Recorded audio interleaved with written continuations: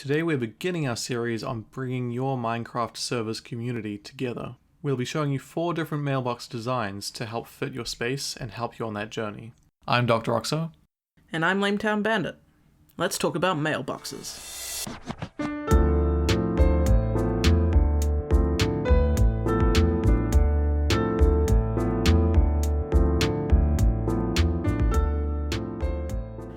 Mailboxes let you interact with players who aren't online. Yes, you can do this with other messaging services like Discord, but not everyone may be active there, even when they are active on your server.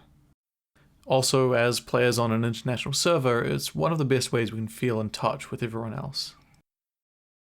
So, this is going to create a central nexus for the players to come and interact, and is a great starting point for a community hub. There are a few keys to making this work though. It needs to be in a convenient place that everyone passes by regularly, and it needs to be easy to use or players will ignore it. Sending a message is as easy as renaming a piece of paper or using a book and quill. Then take that item and put it in the chest. In this video, we'll show you a few different ways to set it up for different lamp positions or space requirements. Which brings us to the first example of the day, the basic mailbox circuit. If there's an item in this chest, the redstone lamp will turn on, letting me know that I've got mail. If I actually had to open a chest every time I wanted to see if I had mail, I'd just stop checking. The major components of this build are a chest, redstone lamp, and a comparator. The idea being we use the comparator to check for items in the chest, and if there is something in there then we send a signal to the redstone lamp. How this works is that a comparator pulls a signal from the chest. If you only have one stackable item in the chest, it'll only give a signal strength of 1. So we use a block to power a redstone line with a signal strength of 1 also, and then a repeater powers the lamp. We could set this up differently without the block. So if we just use redstone dust, that signal strength of 1 won't reach the repeater. Instead we need to run the comparator into a repeater, then redstone dust around to the other repeater. So it's all just a little bit messier than using that block. This is a circuit design which I've come across online to help illustrate tiling.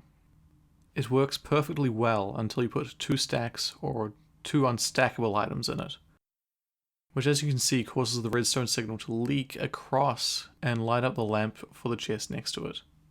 You could solve this by leaving a block space in between each circuit, or by using one of the following circuits I'll show you. This is the circuit that we're currently using in our multiplayer server. Since we're below a main train station, it made sense to try and keep everything low and build the lamps into the floor. You can still see the 3 main components: chest, redstone lamp, and comparator. But the way we transmit the signal is adapted so we have a short and long circuit, which can be alternated without them interfering with each other. This is actually about the 4th time we've gone and designed the circuit. It was one of our first projects when we were learning how to use redstone, and each time we got better at using redstone, we came back and shaved a few blocks off. Putting the redstone lamp immediately underneath the chest gives you pretty much the same circuit, it's just a little bit tighter together. So if you're low on redstone, this may not be a bad option for you. And here we have another example with the redstone lamps above the chests. This one works a little bit differently since we used redstone torch towers to transmit the signal upwards. Torches don't leak into one another the same way that redstone dust does, so that makes the circuit tile really easily. That's it for the more practical circuits. If you want something that stands out a bit more, we've got you covered. Something worth noting is that when you power a redstone lamp directly, it'll also power any adjacent lamps. So what does that mean? Well, it allows you to do this. And just to make sure your friends won't miss their messages, we've added some bells.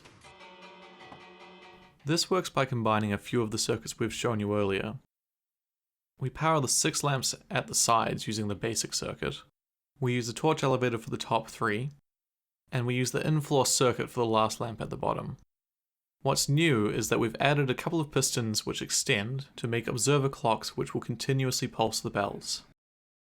But maybe you want something that's a little less annoying and even more fabulous. This circuit is quite different from the others we've shown you so far.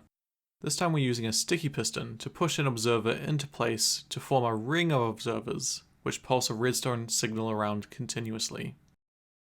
We then use more observers facing this ring to power the redstone lamps, resulting in this nice spiral light pattern.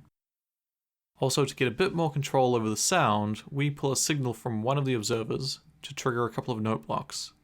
I'm sure some of you could come up with better tunes for this, I'm just not that musically inclined.